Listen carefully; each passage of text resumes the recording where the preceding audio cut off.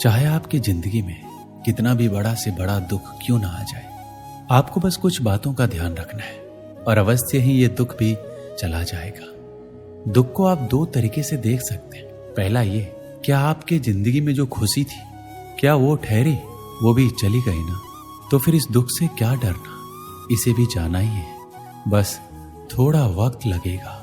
दूसरा ये कि जो भी होता है अच्छे के लिए होता है। जब कोई घटना घटित होती है तो हम परेशान हो जाते हैं, हमें लगता है कि ऐसा हमारे साथ क्यों हुआ है, पर हम उसके पीछे के अच्छाई को नहीं देख पाते और वो कहीं बाद में जाकर हमें पता चलता है कि हाँ, ये होना जरूरी था, तभी अच्छा हुआ है।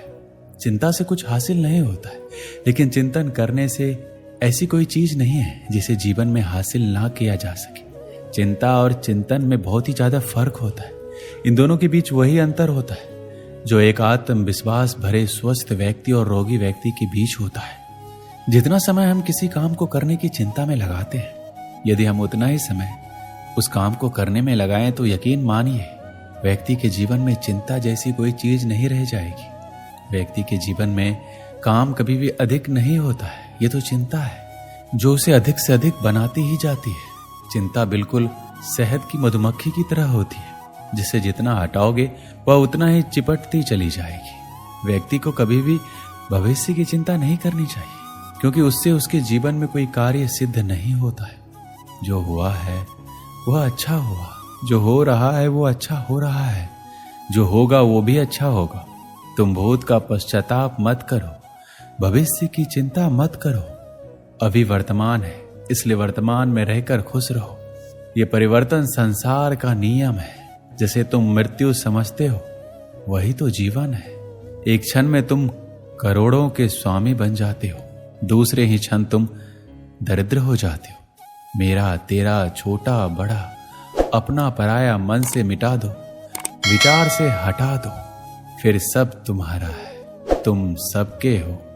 अक्सर हम लोग चिंता में इतना डूब जाते हैं कि जीना ही भूल जाते हैं। हमें यह सोचना चाहिए कि हम समस्या का कैसे निवारण कर सकते हैं।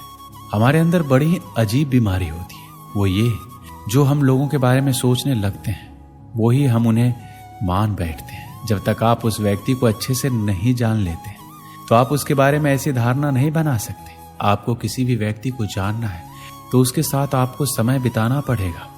जीवन में जब भी हम खराब दौर से गुजरते हैं तो मन में ये विचार जरूर आता है कि परमात्मा मेरी परेशानियां देखता क्यों नहीं है, मेरी परेशानियां दूर क्यों नहीं करता। लेकिन सुख दुख तो हमारे जीवन का हिस्सा है। जीवन है तो परेशानियां भी होगी। चलिए इसे कहानी के माध्यम से समझते हैं। एक युवक अपनी तमाम परेशानियों के लिए भगवान से शिकायत करता है। उसे लगता था कि एक वही अकेला इस संसार का सबसे दुखी व्यक्ति है, सिर्फ उसी के जीवन में तमाम मुसीबतें। उसको भगवान से इस बात की बड़ी शिकायत रहती थी कि भगवान ने संसार के सारे दुख उसके हिस्से में दे दिए। वह सोते जागते भगवान से प्रार्थना करता और फिर कभी भगवान को दोषी देता तो कभी खुद को कोसता रहता।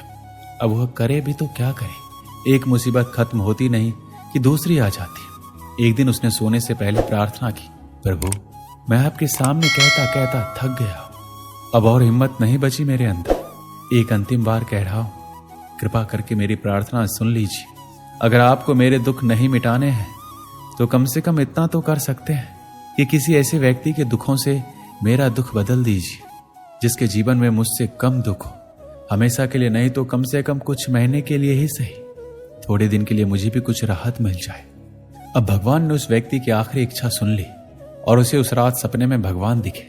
भगवान बोले, बालक मैं तुम्हारी प्रार्थना रोज सुनता था, पर मैं उनके ऊपर ध्यान ज्यादा दे रहा था जो तुमसे भी ज्यादा तकलीफ में है। तुम अपने सारे कष्टों को विस्तार से कागज पर लिखो, फिर एक गठरी बनाओ और शहर के मुख्य चौराहे पर जाकर उसे टांग कर आ जाओ। वह व्यक्ति हड़बड़ा कर नींद से जागा। पहले तो उसे बिल्कुल यकीन नहीं हुआ कि सच में भगवान आए थे और उन्होंने उससे ये सब बातें कही हैं। फिर सोचा कि आजमाने में क्या हर्ज है, क्या पता इससे कोई रास्ता निकल आए। उसने भगवान के आदेश के अनुसार अपनी सारी परेशानियां अलग अलग कागजों पर लिखी। इतनी परेशानियां लिख डाली कि कागज का ढेर खड़ा हो गया और उसे गठरी में ही बांधना पड़ा। अब वह व्यक्ति ने अपनी गठरी उठाई और पहुंच गया चौराहे पर, लेकिन वहां पहुंचकर चौराहे का नजारा देखकर अचंभे में पड़ गया। उसने देखा कि चौराहे पर तो पहले से ही लोगों की लंबी लाइन लगी हुई है। जो उसी की तरह अपने अपने दुखों की बड़ी बड़ी गठरी लिए आ पहुंचे। आखिर ये चक्कर क्या है? सब कुछ उसकी समझ से बाहर था। अभी वह इन विचारों में ही खोया था कि तभी एक आकाशवाणी हुई। उनमें सभी को अपनी गठरी को चौराहे पर अलग अलग खूंटी में टांग देने का आदेश हुआ। वहां बेहिसाब खूंटियां पहले से ही बनी थी। सभी ने अपनी अपनी गठरी टांगी और फिर ईश्वर के अगले आदेश का प्रतीक्षा करने लगे। कुछ ही देर में दोबारा से आकाशवाणी हुई और सबसे कहा गया कि सभी लोग अंदाजे से कोई ऐसी गठरी उठा ले जो उन्हें अपनी परेशानी की गठरी से हल्की समझ में आती हो। अब उन्हें वही दुख भोगने होंगे जो उनकी चुनी हुई गठरी में दर्ज होंगे। आकाशवाणी सुनते ही सभी लोग हल्की से हल्की गठरी को लपकने के लिए दौड़े। सबके साथ वह व्यक्ति भी नई गठरी चुनने के लिए भागा। खूंटियों में टंगी समस्त गठरियों को घूरता हुआ वो काफी देर तक अंदाजा लगाता रहा। अब उसे एक डर था, कहीं वह कोई ऐसी गठरी ना उठा ले जिसमें पहले से भी ज्यादा दुख हो। अगर ऐसा हुआ तो परेशानी और बढ़ जाएगी और मुझे लेने के देने पड़ जाएंगे। अब उसके मन में तरह तरह के विचार आने लगे। वह सोचने लगा कि कम से कम वह अपने दुखों से भली भांति परिचित तो है। कहीं ऐसा ना हो चुनी गई नई गठरी में दुख और भी ज्यादा पीड़ादायक हो जाए। ऐसे विचारों में खोया हुआ एक के बाद एक गठरी के सामने से गुजरता, लेकिन तय नहीं कर पाया कि कौन सी गठरी चुनी जाए। उसे यह भी डर था कि कहीं कोई उसकी गठरी ना उठा ले। इस उधेड़-बुन में फंसे उस व्यक्ति ने आखिरकार अपनी गठरी ही उठा ली और चल पड़ा।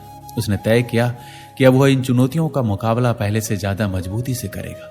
धीरे धीरे वह व्यक्ति को अपने ही दुख दूसरों से कम होते हुए महसूस हो रहे थे और उसके जैसे ही भाव वहां मौजूद हर व्यक्ति में आ रहे थे। दोस्तों, सच में सबको अपना दुख ज्यादा बड़ा और ज्यादा पीड़ादायक लगता है कि वही संसार का सबसे दुखी प्राणी है। पर हम में से भी ज्यादा न जाने कितने और दुखी हैं। कितने ही लोग ऐसे हैं जिन्हें 2 वक्त का भोजन भी मुश्किल से नसीब होता है। जिन लोगों के पास साहस और हौसला है वह आत्मविश्वास की नाव पर सवार होकर आसानी से जीवन की कठिनाइयों से सफलता प्राप्त कर लेते हैं। जरा ऐसे लोगों के बारे में सोचिए जो जीवन मृत्यु के बीच झूल रहे हैं।